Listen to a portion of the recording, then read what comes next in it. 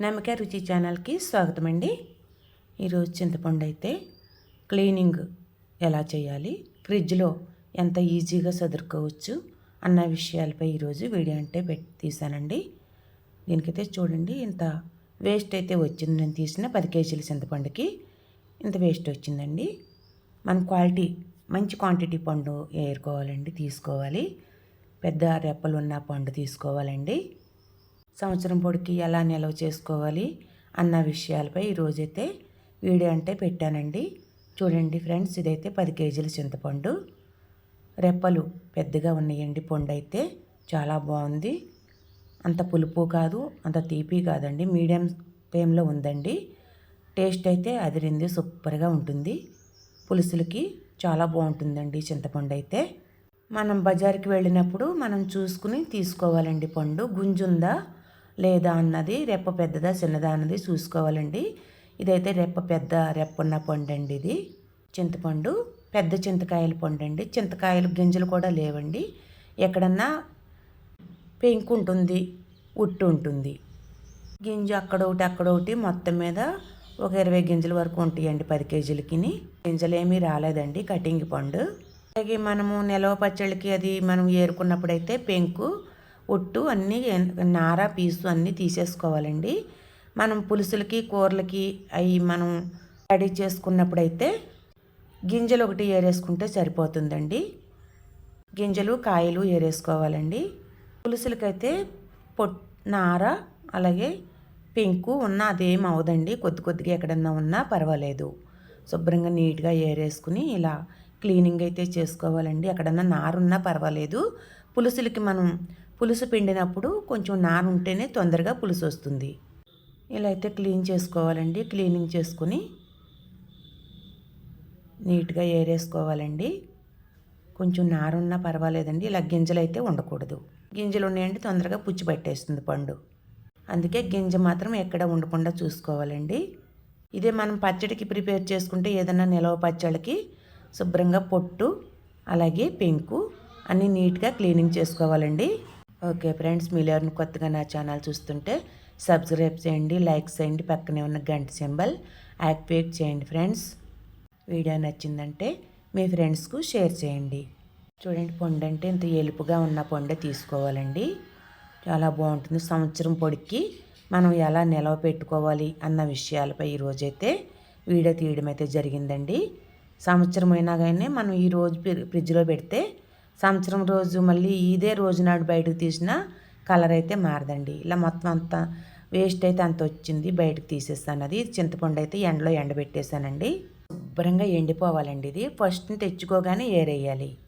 మొత్తం అంతా ఫస్ట్ని తెచ్చుకోగానే ఏరుకుంటే మెత్తగా ఉంటుంది కాబట్టి తొందరగా ఏరడానికి వీలవుతుందండి. ఎండలో పెట్టేస్తాకైతే ఏరుకోవడానికి వీలవదు. మొత్తం చింతపండు అంతా బాగా ఎండిపోవాలండి. 2 రోజులైతే ఎండలో పెట్టేశాను నేను.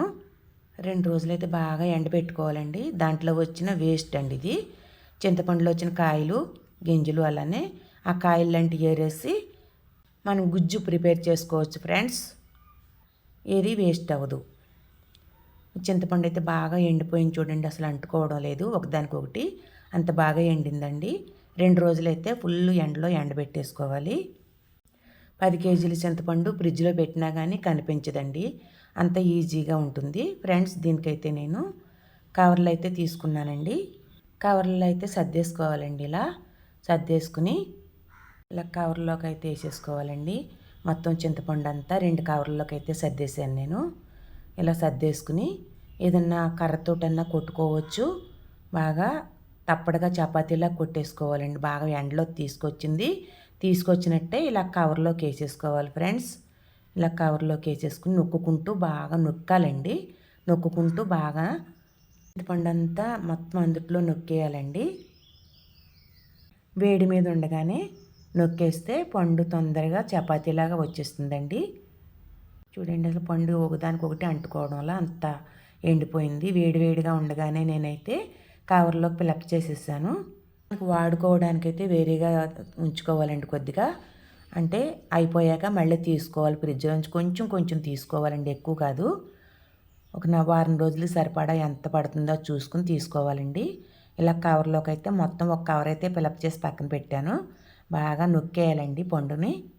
మొత్తం అంతా కవర్లోకి సర్దేసి బాగా మనం వీలైనంత గట్టిగా ఇలా ఒత్తాలండి. బాగానే ఒత్తాలి, వీలైనంత ఒత్తాలి. లేకపోతే ఏదన్నా చిన్న కర్ర తీసుకుని మెల్లిగా అదుముతూ కొట్టాలండి. తప్పడగా అయిపోవాలండి. మొత్తానికి ఇలా కొట్టాలి. చేత్తో ఎంత వీలైతే అంత కొట్టొచ్చండి. మనకి ఇలా మొత్తం చపాతీలా వచ్చేయాలండి. కేజీల పండు నేనైతే ఇలా అయితే ప్రిపేర్ చేసేసాను 2 కవర్లలోకి. మామూలుగా పెట్టామంటే ఫ్రిడ్జ్ అంతా సరిపోతుందండి. ఫ్రిడ్జ్లో ఇది ఫ్రిడ్జ్ అంతా పట్టేస్తుంది, అలా ఉంటుంది. ఫ్రిడ్జ్ అంతా నిండిపోయింది అన్నట్టు ఉంటుంది. మనం ఇలా సర్దేసుకున్నామంటే అసలు ఫ్రిడ్జ్లో ఏ పక్కన ఉన్నదో కనిపించదండి. 10 కేజీల చింతపండు ఇలా 2 కవర్లలో అయితే నేను ప్రిపేర్ చేస్తాను ఫ్రెండ్స్. చూడండి, మీరు కూడా ఇదే స్టైల్లో చేశారంటే ఫ్రిడ్జ్ అంతా ఖాళీగా ఉంటుంది. చూడండి, పయ్యార్లో అయితే నేను పాలు అవి పెరుగు త్వరగా పెడతానండి. ఈ పయ్యార్లో డోర్ పయ్యార్లో అయితే గుడ్లు పెడతాను. ఇలా డోర్కి పెట్టేస్తానండి. టీ పొడి డబ్బాలు ఉంటాయి కదండి, టీ పొడి డబ్బాలు అయితే డోర్లో పెట్టుకోవడానికి ఈజీగా ఉంటాయి. పచ్చళ్ళు కారాలు డోర్లు పెడతానండి నేను. ఇలా కింద అయితే చూడండి, దీంట్లో అయితే ఏమైనా మనకి మసాలా అవి పెట్టుకోవచ్చండి. కిందర్లు అయితే చూడండి ఫ్రెండ్స్, ఇలా డోర్లకైతే పచ్చళ్ళు కారాలు ఇక్కడే ప్రిపేరింగ్ అండి నాయి. ఇలానే పెడతాను. ఫ్రిడ్జ్ అంతా ఖాళీగా ఉంటుంది ఫ్రెండ్స్. ఫ్రిడ్జ్ని ఎలా సర్దుకోవాలి అన్నది కూడా ఇందుట్లో ఈ వీడియోలో మీకైతే పూర్తిగా తెలుస్తుందండి.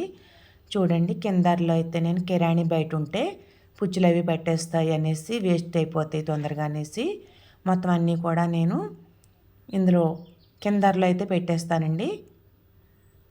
కిరాణీ అంతా కిందర్లో పెట్టేస్తాను. చూసారా ఫ్రెండ్స్, 10 కేజీల చింతపండు అస్సలు చిన్న అరగా రెడీ చేస్తానండి. దాన్ని చిన్న అరలో పెట్టేస్తే అస్సలు మనకి చింతపండు ఏ పక్కన ఉన్నదో కూడా తెలియదు. పైన కిందర పైనర కూడా అంతా ఖాళీ.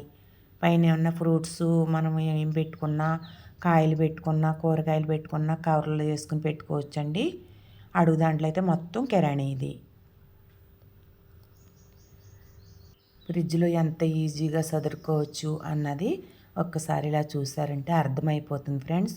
చూసారా, అసలు 10 కేజీల చింతపండు పెట్టినట్టే కనిపించడం లేదు, అంత ఈజీగా ఉంది. చూసారా, 10 కేజీలు 8 కేజీల కారం చూసారా ఫ్రెండ్స్, అసలు కనిపిస్తలా. థ్యాంక్ యూ సో మచ్ అండి.